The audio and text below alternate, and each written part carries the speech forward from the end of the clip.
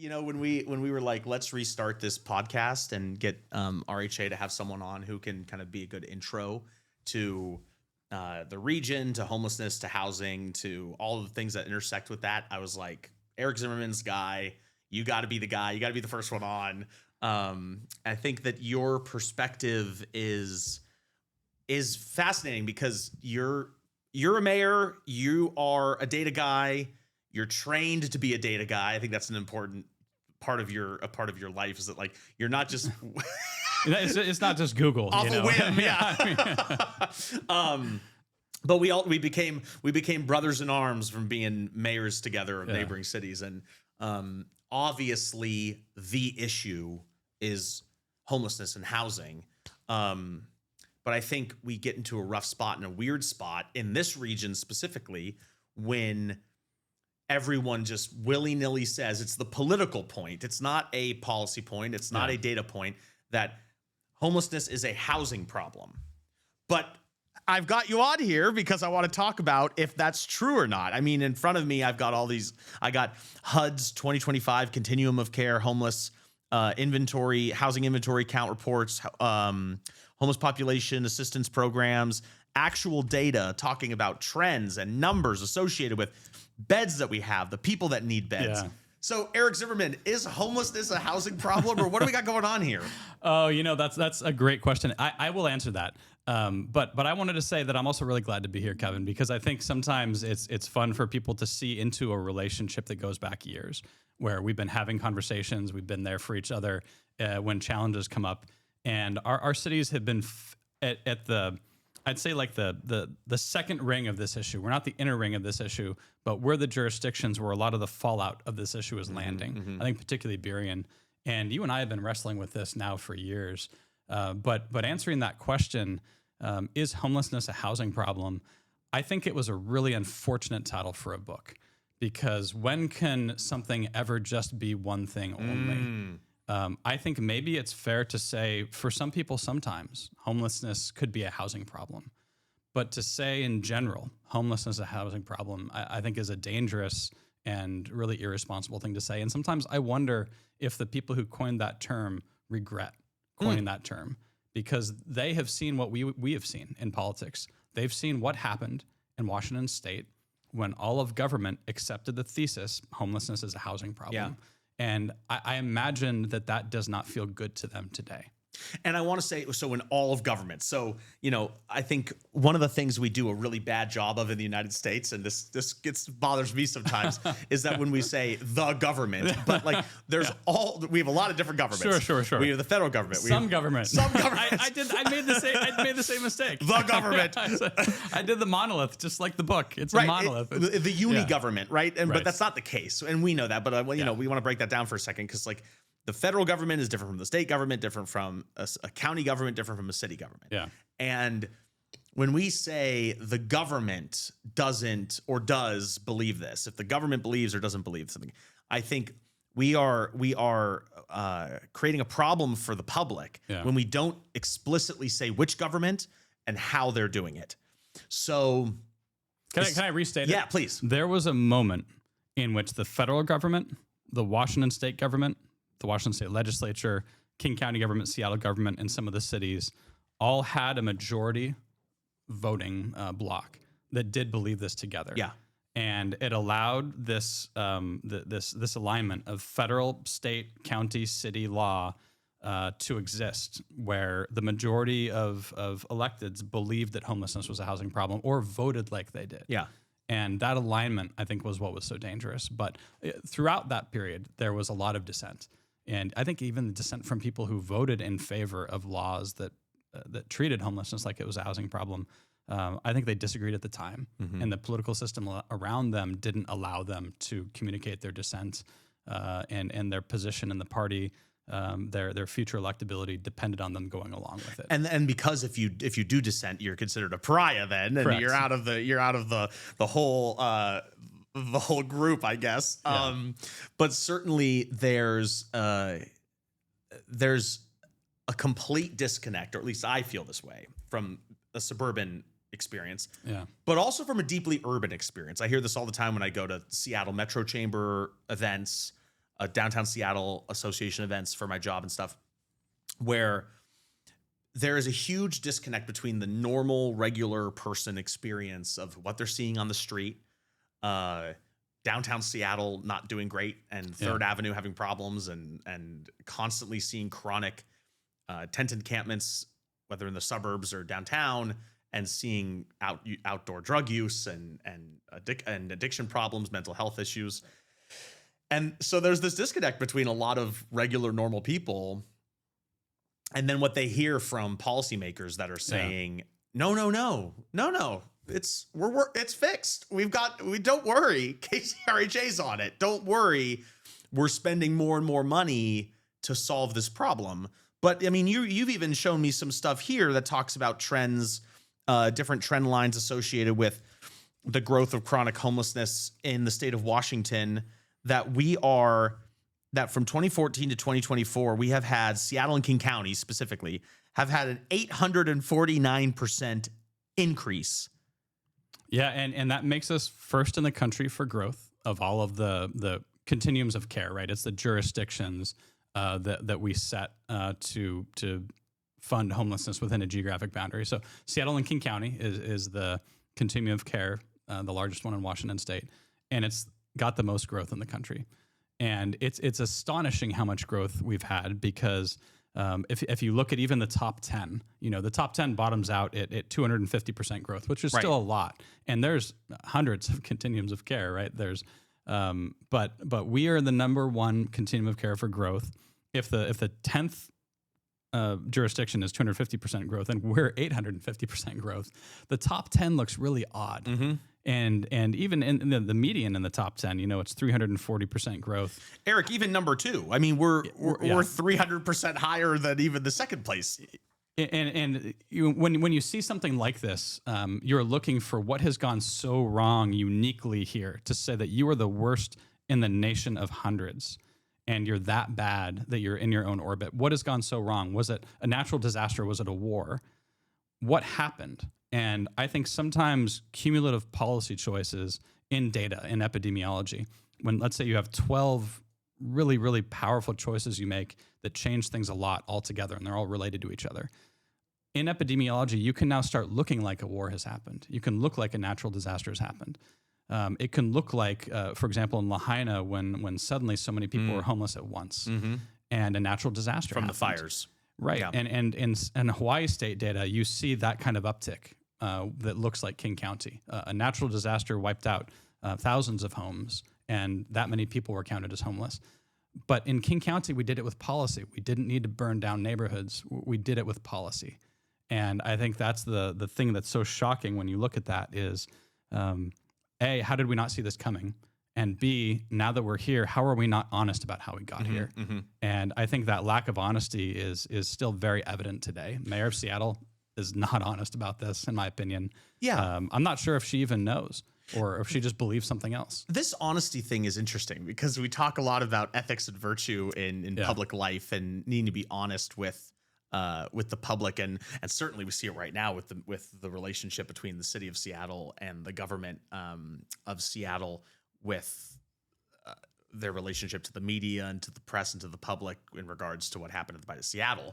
But we're talking about cold hard facts, and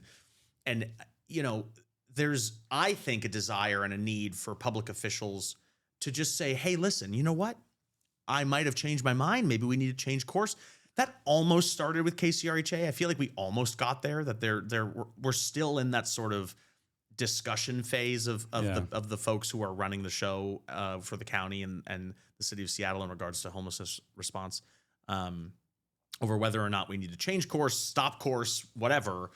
But certainly the conversation is not right now what is continuing to cause an increase. Because are we still in a period of time where homelessness is increasing, or unsheltered homelessness or public? It's still increasing? It is, yeah. The most recent counts, 2026, showed that it's up again in Washington State. How is that possible? Well, I mean, when you don't solve the underlying problem and you're solving for the wrong thing, the problem's not going to go away on its own. It's an accumulating system. And until we solve the underlying problems of what's driving homelessness, until we stop treating it like it's a housing problem, the system will continue to accumulate. And what you're saying here in one of your reports is that we have a number one ranking for opioid overdoses in ERs. Yeah. That we are constantly growing in regards to overdose deaths. Number one for growth in the country over the same. And this is the state. This is the state of Washington. State of Washington. This is the thing that appears in epidemiology that is unusual for Washington. We know that behavioral health and homelessness are really closely linked. And so it's responsible of us to compare these trend lines and say, okay, if we've seen homelessness change so much, do we see behavioral health metrics in Washington changing in similar ways? And maybe that can help us understand whether homelessness is being driven by general population dynamics in behavioral health. Is the size of change comparable? We can already say that the size of change and rent burden is not comparable to what's happening in homelessness. And so I think it's fairly easy to set that aside as maybe a secondary or tertiary driver, but it's not the primary driver. Sure. But let's look to behavioral health. Yes, we are the number one state in the country for people who show up in emergency departments with an opioid overdose. And we've been number one 2022, 2023, 2024. And those are the most recent reliable kind of finalized data years. For drug overdose death, we were, as recently as 2019, we were 33rd in the country, high to low. We were 33rd. And then by 2024, we were 4th. How do you jump from 33rd to 4th that quickly? And there's sadly a very tragic additional story there where you look at vulnerable racial subgroups and socioeconomic subgroups. And this has been very heartbreaking to see, but for Black and African-American people nationally, we were below the average for overdose death in 2019. And by 2023, we were the number 2 state. The number 2 deadliest place for Black and African-American people to be exposed to drugs was Washington State. And this isn't, I mean, this is from, I'm looking at HUD's 2025 Continuum of Care Homeless Assistance Programs for homeless populations and subpopulations.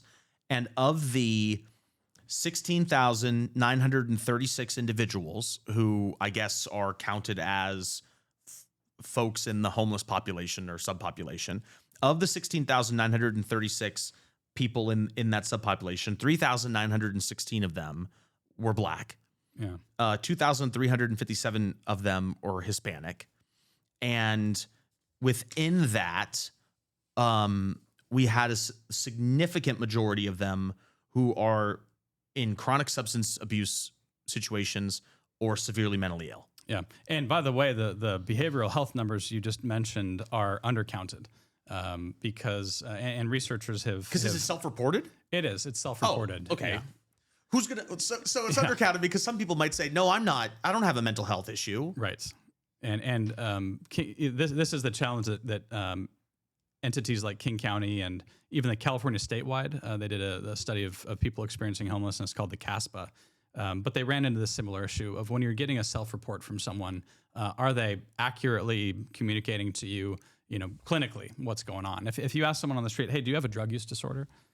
A lot of the time for people who do, that doesn't connect with them. It's not the language that they're speaking, and you get a negative response to that. But if you look at what's happening inside jails where people end up being incarcerated because their crisis has become so severe that it takes them in that direction, or what happens in hospitals, it's, I think, very convincingly shown in federal data that the vast majority of people in King County experiencing unsheltered homelessness, chronic homelessness as well, are experiencing addiction. And I think the rate at which mental health challenges, serious mental illness co-occurs and is comorbid with addiction is very high in that population as well. And so on that topic, yeah, are we under-resourced and underutilizing governmental interventions to help people in severe behavioral health? Yeah. I'm going to preempt that question by saying, yes, we are. Yes. Because we don't have the beds associated with behavioral health. I mean, we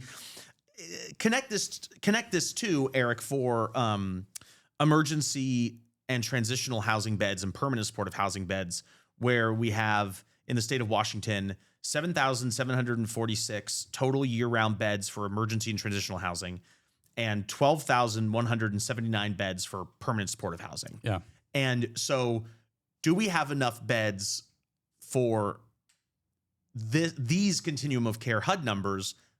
And do we have enough beds for behavioral health? I think the answer is no. No, not even close. But the problem is our policy. If you want to hear more from my friend Eric Zimmerman from the Washington Policy Center, be sure to check him out at his Engage panel, Politics Behind Affordable, on October 14th at the Maidenbauer Center. Not even close. But the problem is our policies are also they're accumulating more and more people that are falling into a crisis. We have done more than any state in the country to deconstruct the barriers to drug proliferation. We have the worst drug policies in America, the least capable criminal legal system for interacting with behavioral health. We've built this on purpose because there was a theory of change, where the future we want for ourselves involves less exposure to justice and fewer penalties for behaviors that are still illegal in state law and federal law. But we wanted to essentially decriminalize these aspects of society. And now we see the results of that. And if you look at what's happening for adults who are housed, here's an important trend line. We've already seen what happens for drug overdose deaths. We've had the most growth in the country. But if you look at what CDC household surveys find for housed adults, they ask questions like, have you used methamphetamine in the last year? The number of Washingtonians that say yes to that has basically doubled since 2017. And it's reached in the last household survey, the annual one, 2024, nearly 100,000 adults in Washington state were positive for that answer, 100,000 households. With a street address, not homeless. Is that positive for that answer to say like recreationally, or to say that they think that they're addicted to it? I don't think there is necessarily very much recreational use of P2P methamphetamine. Well, that's a good point. because it's so neurotoxic. If you ask researchers like Dr. Caleb Bantergreen, are people using methamphetamine, P2P methamphetamine for explainable reasons? He might say yes. Who's that? He's a very smart, very well-meaning UW researcher who leads harm reduction at UW. Oh, okay. Testifies at the U.S. Senate, places like that. But he and I think disagree on this, because he would say, well, hey, there's maybe workforce reasons. You're a trucker. You need methamphetamine to stay focused while you're on the road. You're working odd hours. I think we can acknowledge there's plenty of stimulants that are not methamphetamine that if you have a personal reason to try to stay awake, you're working swing shifts, you have coffee, you have caffeine pills. Some people also turn to nicotine, but there are stimulants that are less harmful. To say that it's understandable to leap all the way to P2P methamphetamine to meet that need for yourself, I don't think is a very realistic claim. And it ignores the fact that these substances are so neurotoxic and harmful to your body that you cannot sustain that for very long at all until you're no longer working. There was just a report that I read in the Financial Times that was talking about specifically for Europe that they were using cocaine as the example, that cocaine over the last 20 years or so has gotten purer and cheaper. Yeah, and now it's come back too. And it's come back, yeah. So we're at an interesting, so drug policy is an interesting intersectional point with this, because as people maybe more and more get addicted to drugs that ultimately make them in a place where they get kicked out of their house, or they lose their job, or whatever it is, the governmental interventions obviously need to be there. But I think in the state of Washington, what we miss that point where the intervention needs to happen. Yeah. So we see all the people who are on the street right now who are addicted to drugs and having a drug addiction problem or a mental health illness problem, where we have so very clearly missed the intervention point. Yeah. Where it could be to stop them earlier from going down a deeper spiral. But I think, Eric, we're also in a weird place in King County, especially, but also the state of Washington, where there is a political division over whether or not the government should intervene in these people's lives to help them get better or get the attention they need to deal with their mental health issue, addiction issue, whatever it is. Because it gets into sort of like a quasi social libertarianism that I don't fully understand. Well, I think in Washington and in the majority caucus and the governing power structures of Washington, I think often they imagine someone who doesn't exist.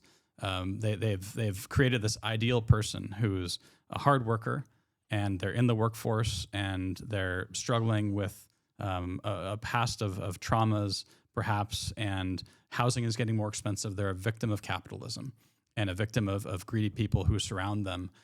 Maybe racism in government, racism in policing, but they're under attack. And because they're under attack, they've turned to things to cope with it, like methamphetamine and fentanyl. Or perhaps their housing got so expensive that they were kicked out onto the streets. And they continue to try to work, but they've used fentanyl and methamphetamine to cope with living on the streets. This person does not really exist. Much more of what you hear is the parent saying, my child got involved in the wrong thing, and I wish the police would just arrest them because I want to save their life today and figure out what to do tomorrow from jail and get them sober enough that the family can come by and talk to them and find out what to do. Or a daughter who says, I haven't seen my dad in 20 years, and I now know that he's living on the streets of Seattle. His alcoholism turned into losing his job, turned into harder and harder drug use. And these are the stories you hear. You don't hear about this ideal person who's a victim of capitalism. Yeah. And that caused them to fall into this. That person does not exist. This is so fascinating, Eric, because when you kind of use that framing of policy is made in this state based on like imagined scenarios, it's so illuminating because we do sort of engage in policy debates a lot of the time where, especially from like a membership association or a trade association, we literally say, here is a literal example of a retired person who owns a duplex who can't evict this person who's causing a ton of problems. Yeah. And that is a real legitimate policy issue that we need to solve. Yeah. And then we run into, oh, but you're a greedy landlord and you shouldn't be allowed to evict that person because of whatever reason. And also this sort of now the scapegoating of capitalism, like democratic socialists are using capitalism as sort of the scapegoat for all the ills wrought on society right now. Where we even have brand new polling from Echelon Insights, which is a legitimate poll company that is saying, no, wait a second, free market, free enterprise, freedom to enter the market. Americans still believe this is an economic system worth preserving and worth being a part of. What I guess I'm getting at is I want to intersect that sort of mindset around free enterprise and the free market and living in a democratic capitalist system where we're tying it back into housing and we're tying it back into this question of homelessness versus housing or is homelessness a housing problem? Yeah. Where your own data talks about median rents and median wages in King County and the state of Washington basically flatlining almost alongside the growth of rent. So we're seeing a flatlining of the growth of rent and a increasing of incomes. Yeah. What's going on there? You know, and this is one of the frustrations I have is a lot of policy depends on asking an academic to be your wizard and read the spell book. And I think that's become very dangerous to believe in the magic of academia, right, where the wizard. Your data's from the Census Bureau. This is. But I think politicians say, summon the wizard to court because they have to read the bones or divine the thing for us. But they're going to tell us something that it's forbidden for us to read on our own, and we have to trust them to interpret it for us.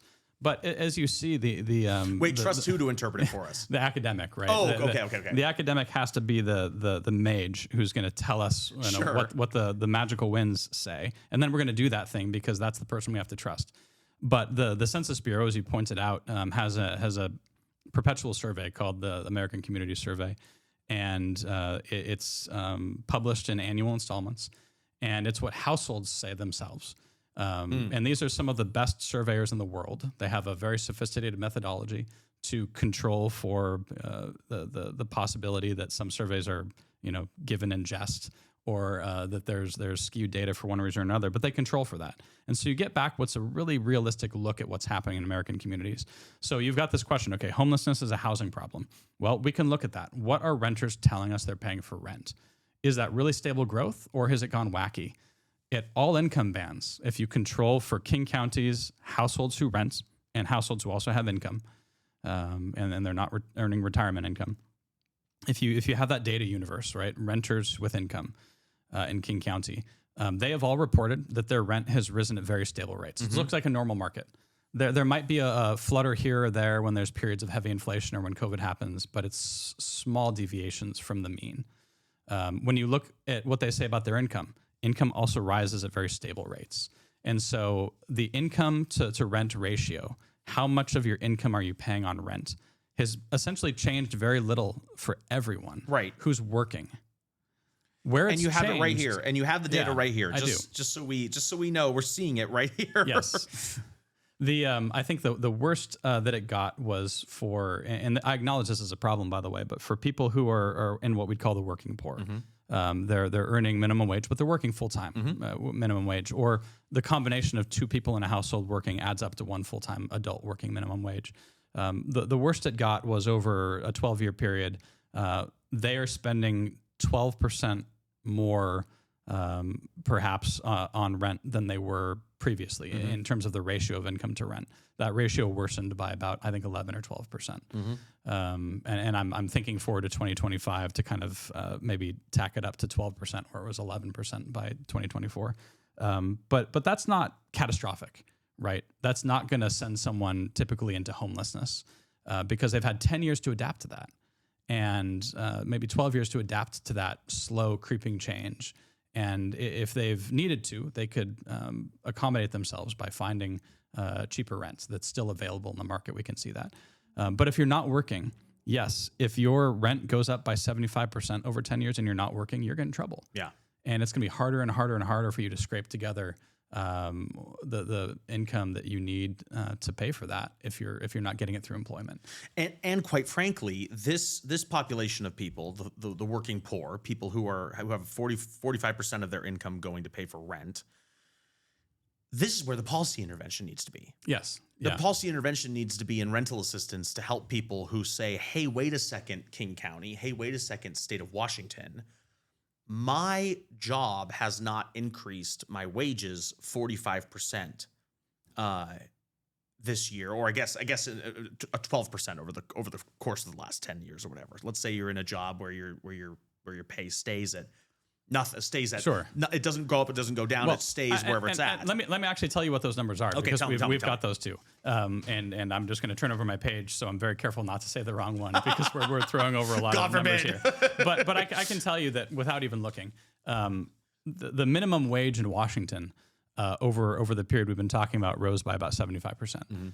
And in for this the 10-year period. Yeah. And it's like 11, sometimes a 12-year period, depending on what data is available from the federal government.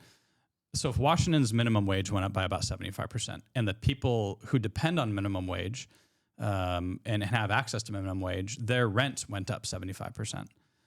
The rent is still the smaller piece, and income is still the larger piece. And so you're still having more money available. If your income and your rent went up by 75%, you've still got net additional money available from your income.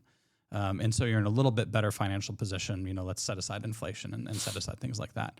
But then the working poor that you were just referring to, let's say they're earning minimum wage that went up by 75%, and their median rent went up by 81%.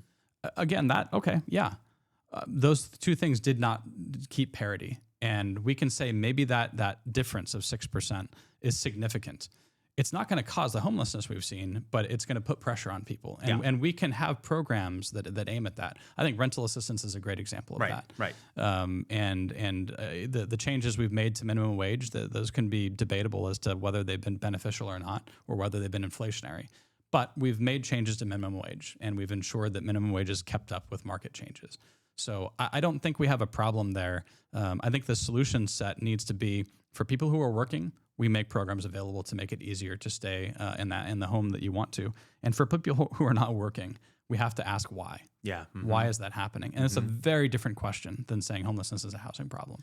And quite frankly, to just tie it in directly to politics, this is where kind of old school Democrats have been. Where can we use the government to intervene to help the working poor?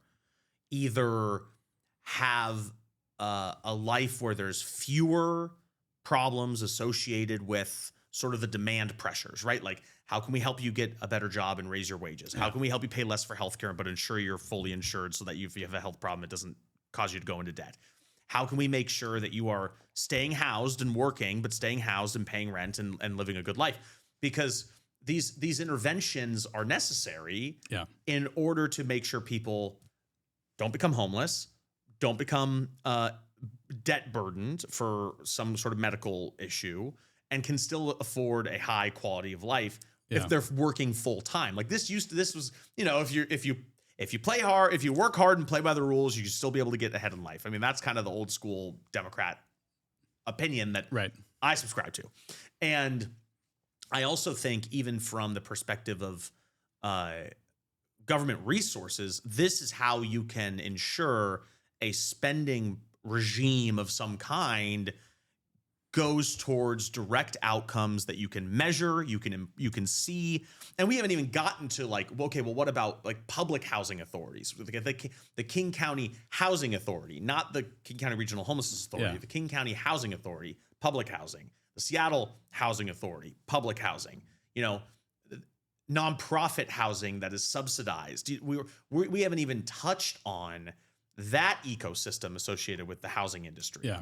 And the programs you're describing have decades of evidence, and they're often well run, around the country. Some places better than others. And we're just talking about the social benefit programs for working poor. I have very little problem with those types of programs, and I think King County Housing Authority generally does a good job as an agency. I know they're starting to move towards what we'd call results-based accountability, which is they measure a lot more, and they can demonstrate that there's outcomes to what they're doing. But when we started going to this idea of homelessness as a housing problem, there was no evidence for that. And there's maybe a couple of cherry-picked studies here and there, and Housing First had a lot to say about it. But it was a researcher who I think was very well-intentioned and I think very sweet guy, big heart. But from his perspective in real estate, he was trying to think, well, how can I help solve this? Maybe I can study something and give us some insights. And so let me take one variable and compare it to another variable, homelessness rates and housing costs nationally, and see if I can find some signal there. And I think it's unsurprising that you find some signal there. And I think for a long time we've understood that homelessness is higher in the places that are costlier. But I think we need to stop at that moment and pause and say, is this one thing the only thing that explains that difference? Yeah. Or might there be policy differences in some of these costly places as well? Maybe based on voting patterns, maybe based on other things. But can we look at policy? For example, if we're going to look at 2019 as the year to say homelessness is a housing problem, wouldn't it be wise to recognize that in 9 Western states the year before, suddenly camping laws were no longer enforceable? And could that have maybe changed what that 2019 data view looks like? Policy. Right. And so I think policy should never be ignored as possibly the primary driver of something. We should never substitute an economic enemy when we should first look to policy choices. And if you compare the 50 states, you've got this chart in front of you, you can see very visually and clearly that the highest rates of homelessness and the highest rates of homelessness growth are in the same places. The places that have a lot of homelessness are also the places where it's continued to grow. Those are the places that tend to have above average costs for housing and cost of living. Yep. They're also the places that have deconstructed their drug policies over the last decade and sometimes longer. And these are the places where if you have deconstructed barriers to drug proliferation and you're costlier than normal, you typically have a homelessness crisis that's far worse than the rest of the country. It's possible to get there just with policy choices and not expensive housing. In maybe 1 or 2 places like Hawaii, you can sometimes see that it happens just with the high cost housing and not with the drug policies. Though I think that's not really a persuasive explanation, but it's the two things together. It's pretty. I mean, you have us having a 188% overdose rate change over the last 10 years, highest in the country. That's crazy. And this, by the way, is while we've been pumping out harm reduction strategies into these communities to try to save lives. We've still got the highest in the country. This is my point too. Is there's all this money. I engage with a lot of folks in Burien and King County and say, they come up to me and they say, I disagree with you, and I think we need to just support these programs to intervene in other people's lives. And I'm like, that we've been doing that. That's what we've been doing. Well, and we see the results now. We can tell you what the results are of doing it that way. And I want you, so like this number 2 associated with this. So cost of housing were 126. It's 126% of the average of the United States. Okay, the cost of housing, of the average cost of the housing. average, national average. So I want us to compare that to let's just use like Virginia as an example because it's way lower. I mean, that's third from the bottom of what's going on in terms of overdose rate changes, cost of living. I want to talk about like to finally just connect this to housing itself and the high cost of housing. The high cost of housing is happening in this region because we're not building enough of it. And for years, we've had politicians say, well, it's the year of housing, or it's the decade of housing, or we're not building enough housing. Yeah. We don't have enough opportunity to build housing because everything costs so much. So construction costs are going up, labor costs are going up. No one can afford to build it. Right. And then the zoning changes are there. The state legislature has changed all the zoning and made every jurisdiction have more density for zoning. So they have to start asking themselves, okay, we've made the changes for the land use opportunities where a developer can come in and they can say, I'm going to build here, but I'm going to say politically, here's the nexus that's problematic. The candidate that's running against State Senator Jamie Peterson put out a mailer that said that she's against developers and NIMBY politicians. You can't be against developers and NIMBY politicians when NIMBY politicians, first of all, aren't running the show. Yeah. And developers are the ones who are going to build housing. It's so weird because we talk policy choices, the importance of it. And I think we've seen in Washington state accumulated policy choices that have made it very expensive to do almost anything here. Utilities are extremely expensive in Washington state because of policy choices. There's maybe some supply and demand variables there, but I think the last data I looked at, we're consuming less electricity in Washington state. There's less demand for it than there was a decade ago. But we've made policy choices that have made utilities much more expensive. We've made building houses much more expensive than it needs to be. Yeah. And the labor costs, the materials costs, the regulatory costs, it is insurance costs are skyrocketing. But we are regulating so many of these things in the wrong direction. And I think more than anything in Washington, I've seen government become untethered from evidence and has completely chained itself to feeling and dreaming and ideas that are not real world things. And I think that's what takes you across the board from the criminal legal system to affordability to homelessness to environmental laws and protections, that we are running against evidence in almost all of these places because we're so driven by feeling and tribal politics that we regularly and consistently for decades at a time will ignore evidence telling us that we're wrong. There was when I started getting into this, there was a researcher I came across named Dr. Bruce Meyer, University of Chicago. He's one of our most important economists. He's been cited by his peers like 22,000 times in literature. Wow, okay. Very heavy hitter, and basically created the academic basis for unemployment insurance in the 90s. But Dr. Meyer and his research colleagues got, I think, bothered by what they saw as homelessness policy that ignored the fundamentals of economics and the fundamentals of how people were probably becoming homeless. So they decided to study this. Because of his status, he got permission from the federal government to use restricted microdata that is about individuals, like tax records and administrative records. And then he had privacy agreements with the continuums of care in different metro areas. Okay. So they could find people who were homeless and then find the federal data that said, here's what we know about them. And he was doing this nationally. He did this nationally. Okay. And I think this cohort was 130,000, 140,000 individuals. So the largest study of this kind of homelessness that had happened to this point in 2024. And what they found was cohort-wide, the median income basically never rose above $10,000 per year in years leading up to homelessness, the years in which they were still housed. And in years after homelessness being resolved, the income still continued to remain at deprivation levels. And if you see that basically for the entire cohort of people that we can study, a massive sample size, there's a resounding problem with income. across all of the markets in which people are experiencing homelessness.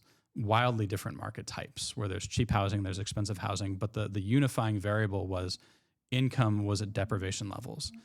We're looking at the wrong thing if we're only looking at housing, because this is a two-part formula, right? You have rent, and so that's a formula of how much they're charging and how much you earn, Right. or what your resources Right. are. And we've looked a lot at saying, okay, how much we're charging has gone up a lot. But then if you look in King County, I decided to look at this data. If you take the 0 to 10% AMI category, which can be a little statistically noisy, but it's the people who are earning 10% or less of the typical income for King County. So very, very little. And say, okay, how many people are in this band? How many people are in 0 to 10% AMI? In 2014, it was like 13,000 households. And then by 2024, it was 27,000 households. Mm-hmm. And that's a remarkable transformation. Actually, in 2023, it had gotten up as high as 31,000 households. But how do you go in King County, where minimum wage has gone up 75%, actually higher mostly in King County, and you've got more jobs available in 2024 than you did in 2014, and unemployment is lower. And all of these positive economic opportunities have appeared, but you have 27,000 households now instead of 13,000 that are basically not working and earning $6,000 a year median.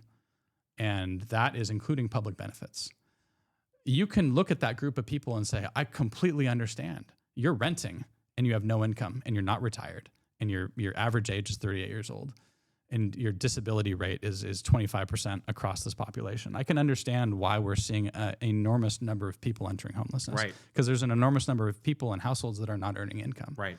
And they should be, because they're not disabled, they're working age, they're not retired. We can explain it with just income. And we can also explain it with just substance use, because the risk pools of adults we can find in epidemiology are so massive in Washington state that you can see why they would enter homelessness just on substance use alone. And you don't need a reason for rent to explain it. You know, and that's interesting because, here's your section on income instability here. 0 to 10 nearly tripled to 33,000 households. And, you know, we risk getting into the conversation about means testing. Yeah. But I think we're almost at a point where this is a political policy conversation, with so much of the conversation on the Democratic side of the policy debate being about universal programs and universalizing things and having it just be a universal benefit. Lots of different conversations about that. Yeah. And we hear this in New York with Mayor Mamdani. We hear it a lot in California. Now we're hearing it here all the time. But certainly not everybody needs the same benefit. Not everybody needs the same intervention. Some people need more of an intervention than others. I'll just use myself as an example. I don't need a lot of interventions, but I recognize that there are people who do, and that my hard-earned income and the taxes I pay on that should go to benefit people who need an intervention. Yeah. But it should go to benefit people who need an intervention who are also trying to benefit themselves. No, absolutely. And I think this is where we get back to that story of the individual, right? The ideal individual versus the realistic individual. And let's say that ideal individual existed, and you know, I could see maybe for a few hundred people where at a point in time they actually looked pretty close to that. But then what happens next? And if you get to a point where now you are the person who's living outside and you're screaming in the streets because of meth psychosis, and you're declining services, you're not really that ideal individual anymore. That was who you might have been, but now what has happened is so severely debilitating that if we treat you like you're not the crisis that we're seeing in front of us, if we treat you like you're the ideal individual instead, we are underserving you. And we're not giving you the type of care and compassion and life-saving intervention that you genuinely need to save your life. And we're continuing to treat you like an ideal version of yourself that will ultimately end up dying. And that's what's happened for 20,000 people in Washington over 10 years, is government did not see them and who they are and what their crisis is today. And the state legislature created statute doors that people's children walked through and died as a result of the state's decisions. And for so many parents, they still say, I wish that the police had arrested my child, because I don't think that we'd be here today if they had.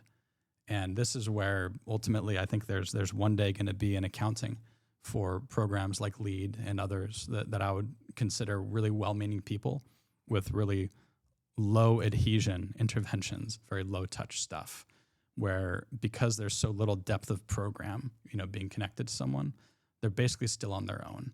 And even people who might point to LEAD, I heard this in testimony the other day, someone very well-meaning and earnest said that LEAD had worked with them for 5 years, and then they got into Oxford Housing and they became sober. And I wondered to myself, did LEAD save them or did Oxford Housing? If LEAD had let you down for 5 years, I wonder if it's really LEAD you should be thanking, or if it's Oxford House. And I'm not going to judge someone else's story to the extent that I tell them the answer to that question. But as they told it to me, and I listened to them saying it, that's what occurred to me, is I don't think that it can be acceptable for someone to say that LEAD, working with LEAD, is going to be a 5-year journey for you. You're going to be in and out of jail, and your crisis is going to continue.